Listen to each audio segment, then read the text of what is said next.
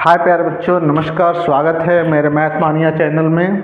तो अगर आप मेरे चैनल पर पहली बार आए हैं तो लाइक और सब्सक्राइब करिए, बेल आइकन दबाना ना भूलें। तो आज का जो हमारा टॉपिक है वो क्या है, आइए जानते हैं। तो नमस्कार। पहली बात, अगर आप मेरे चैनल पे पहली बार आए हैं मैथ मानिया बाय जितेंद्र पाठक, तो आप मेरे चैनल को सब्सक्राइब कीजिए, लाइक कीजिए और कमेंट कीजिए। तो आइए जानते हैं, आज हमारा टॉपिक है, आज हम लोग क्वाड्रेटिक इक्वेशन को सॉल्व करेंगे। रूट्स कैसे निकालते हैं तो जानेंगे।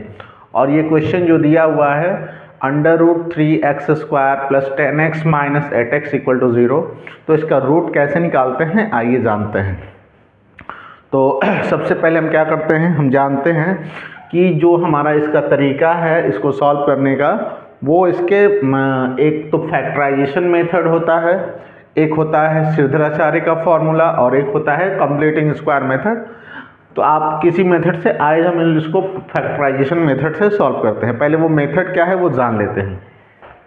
तो जो हमारा स्टैंडर्ड फॉर्म है क्वाड्रेटिक इक्वेशन का वो क्या है, ax² + bx + c। ये जो है हमारा, ये standard form of quadratic equation है। ax² + bx + c ये स्टैंडर्ड फॉर्म है क्वाड्रेटिक इक्वेशन का, जिसमें a b c कांस्टेंट होता है, यानी इसकी वैल्यू फिक्स रहती है। जैसे यहाँ देखिए a की वैल्यू √3 है, b की वैल्यू 10, कंपेयर करेंगे तो b की वैल्यू 10 आ जाएगी, c की वैल्यू -8√3 हो जाएगा।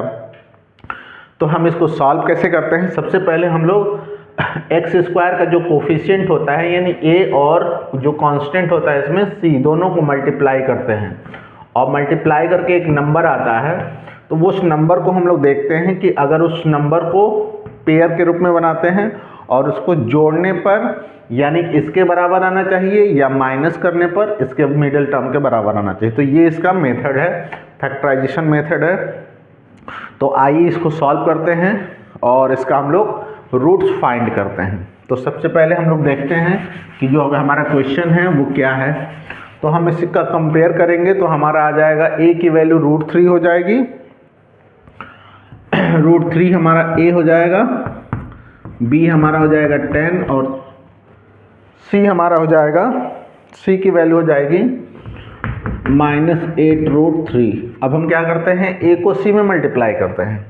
तो देखिए ac जब निकालेंगे तो √3 और ये -8√3 करेंगे तो ये हो जाएगा, माइनस आ जाएगा इसमें साइन, और √3 और √3 3 हो जाता है। अगर 8 को 3 से मल्टीप्लाई कर दिया जाएगा तो -24 आएगा। अब आपको 24 आ गया। अब 24 देखेंगे कि किसके पेयर के फॉर्म में, यानी मल्टीप्लाई करने पर -24 आना चाहिए। अगर उन दोनों को सम किया जाए तो आपका आना चाहिए 10 आना चाहिए। तो देखिए अगर हम लोग 6 का टेबल पढ़ते हैं, अगर मान लीजिए हम लोग लेते हैं 6 × 4 तो 24 तो आ जाएगा, लेकिन अगर 6 को और +4 करेंगे तो 10 भी आ जाएगा, लेकिन यहाँ हमारे पास -24 आना चाहिए। तो ये हम लोग नंबर नहीं ले सकते हैं, क्योंकि अगर दोनों प्लस रहेगा तो यहाँ पे माइनस तो आएगा नहीं। तो इसलिए 6 और 4 को हम लोग पेयर के रूप में नहीं लेंगे। तो दूसरा कोई नंबर सोचते हैं कि अगर कोई इसका ऐसा हो, जैसे 12 2 जा आपका कितना होता है, 12 × -2 करेंगे तो आपका क्या आ जाएगा, -24 आ जाएगा, और 12 में से 2 माइनस करेंगे तो 10 भी आ जाएगा। तो ऐसे ही हम लोग 12 एक नंबर हो जाएगा और दूसरा हो जाएगा -2।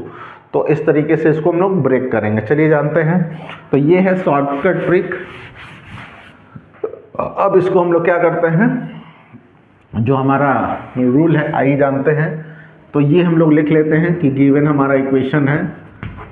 अब यहीं से हम लोग सॉल्व करते हैं। √3x², यहाँ लिखेंगे +12x और -2x -8√3 = 0।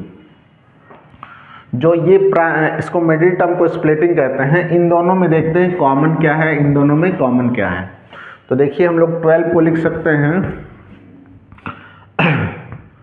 लिख सकते हैं 4 3 जा 12 लिख सकते हैं, और 4 और √3 को लिख सकते हैं √3 × √3। तो क्योंकि इसमें से √3 कॉमन किया जा सकता है तो इसको हम लोग ऐसे लिखेंगे। तो यहाँ पर हम लोग लिख लेंगे √3x² plus 4√3 into √3x minus 2x minus 8√3। अब हम क्या करेंगे, इन दोनों में से कॉमन करेंगे। देखते हैं कॉमन क्या है, √3 और x है, √3x कॉमन कर लेंगे, √3x कॉमन करेंगे तो एक x बच जाएगा और इसमें बचेगा 4√3। यहाँ से दोनों में कॉमन -2 कॉमन कर लेंगे तो x प्लस 4√3 आपका आ जाएगा। तो यहाँ से हम लोग क्या करेंगे, यहाँ से हमारा हो जाएगा x प्लस 4√3, ये और ये दोनों में से कॉमन कर लेते हैं तो बचेगा ये √3x माइनस 2 √3x माइनस 2 और इक्वल टू 0। अब देखिए दोनों का प्रोडक्ट 0 है तो इसको एक बार 0 लेंगे और एक बार इसको 0 लेंगे। तो यहाँ लिखेंगे if x plus 4√3 equal to 0, तो x की वैल्यू हो जाएगी -4√3।